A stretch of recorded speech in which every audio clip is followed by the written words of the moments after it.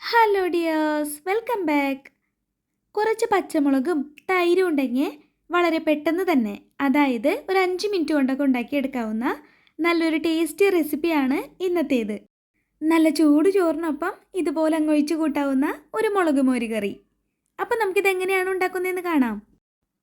ആദ്യം തന്നെ അതിനാവശ്യം വേണ്ടതെല്ലാം ഒന്ന് പറയാം. 1 കപ്പ് അധികം പുളിയില്ലാത്ത തൈര്. ഇത് മിക്സിയിൽ ഒന്ന് ബ്ലെൻഡ് ചെയ്തെടുത്തതാണ് കേട്ടോ. ഇനി ഒരു പിടി ചെറുള്ളി വട്ടത്തിൽ അരിഞ്ഞത്, 1 ടേബിൾ സ്പൂൺ ഇഞ്ചി അരിഞ്ഞത്, 1 ടേബിൾ സ്പൂൺ അളവിൽ തന്നെ വെളുത്തുള്ളി അരിഞ്ഞത്, 8 പച്ചമുളക്. പച്ചമുളകിൻ്റെ നടുഭാഗം ഇതുപോലെ ഒന്ന് കീറി കൊടുത്തിട്ടുണ്ട് കേട്ടോ. പിന്നെ കുറച്ച് കറിവേപ്പില. ഇതിൽ ഇഞ്ചിയും വെളുത്തുള്ളിയും ചെറുള്ളിയും നമ്മൾ അരിഞ്ഞെടുത്തതിന് പകരം ജസ്റ്റ് ഒന്ന് ചതച്ചെടുത്താലും മതി. ഇനി നമുക്ക് ഉണ്ടാക്കി തുടങ്ങാം.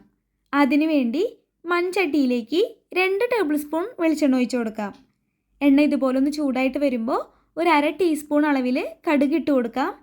കടുക് പൊട്ടി വരുമ്പോൾ 1/4 ടീസ്പൂൺ ഉലുവയും 3 വറ്റൽമുളകും വേപ്പിലയും ചേർത്ത് ഒന്ന് മൂപ്പിച്ചെടുക്കാം. ഇനി ഇതിലേക്ക് അരിഞ്ഞു വെച്ചിരിക്കുന്ന വെളുത്തുള്ളിയും ഇഞ്ചിയും ചേർത്ത് ഒന്ന് വഴറ്റിയെടുക്കാം. ഇതുപോലെ അങ്ങോട്ട് വഴണ്ടി വന്നു കഴിഞ്ഞാൽ ഇതിലേക്ക് ഇനി നമുക്ക് ഉള്ളിയും പച്ചമുളകും ചേർത്ത് ഒന്നുകൂടെ ഒന്ന് ഇളക്കി കൊടുക്കാം.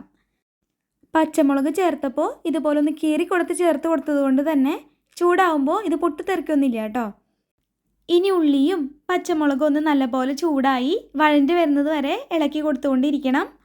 ഇനി നമുക്കിതിലേക്ക് 1/4 ടീസ്പൂൺ മഞ്ഞൾപ്പൊടി, 1/4 ടീസ്പൂൺ കായംപൊടി, 1/2 ടീസ്പൂൺ ഉപ്പ് ഇത്രയും ചേർത്ത് കൊടുത്ത് വീണ്ടും ഒന്ന് ഇളക്കി മിക്സാക്കി എടുക്കാം. അവസാനം ഇതിലേക്ക് ഇനി ബ്ലെൻഡ് ചെയ്തെടുത്ത് വെച്ചിരിക്കുന്ന തൈര് കൂടെ ചേർത്ത് ഒന്ന് ഇളക്കി യോജിപ്പിച്ചെടുക്കാം. തൈര് ചേർത്താൽ ഇനി ഇത് തിളപ്പിക്കേണ്ട ആവശ്യമില്ല. തുടർച്ചയായിട്ട് ഇതുപോലെ ഒന്ന് ഇളക്കി കൊടുത്ത് ജസ്റ്റ് ചൂടായി വരുമ്പോൾ തന്നെ നമുക്കിനി ഫ്ലെയിം ഓഫ് ആക്കാവുന്നതാണ്. ഇപ്പോൾ ഈ കറിക്ക് ഒരു ലൈറ്റ് കളറാണെങ്കിലും കുറച്ച് സമയം കഴിയുമ്പോൾ ഇത് കുറച്ചുകൂടെ ഒരു യെല്ലോ കളറായി വരും കേട്ടോ. കണ്ടില്ലേ ഇതുപോലെ. ഇനി നമുക്കിത് സെർവ് ചെയ്യാം. ചോറിനൊപ്പം ഒഴിച്ചു കൂട്ടാൻ അടിപൊളി ടേസ്റ്റാണ്. എത്ര തിരക്കിലാണെങ്കിലും ഒരു 5 മിനിറ്റ് ഉണ്ടെങ്കിൽ നമുക്കിത് റെഡിയാക്കി എടുക്കാനും പറ്റും. അപ്പോൾ നിങ്ങളിതുപോലെ ഒന്ന് ട്രൈ ആക്കി നോക്കിയിട്ട് ഫീഡ്ബാക്ക് അറിയിക്കണേ. ഇഷ്ടപ്പെട്ടാൽ ലൈക്ക് ചെയ്യുക, ഷെയർ ചെയ്യുക, സബ്സ്ക്രൈബ് ചെയ്യുക. അടുത്തൊരു റെസിപ്പി വീഡിയോയിൽ നമുക്ക് വീണ്ടും കാണാം. അതുവരേക്കും ബൈ ബൈ. Thank you.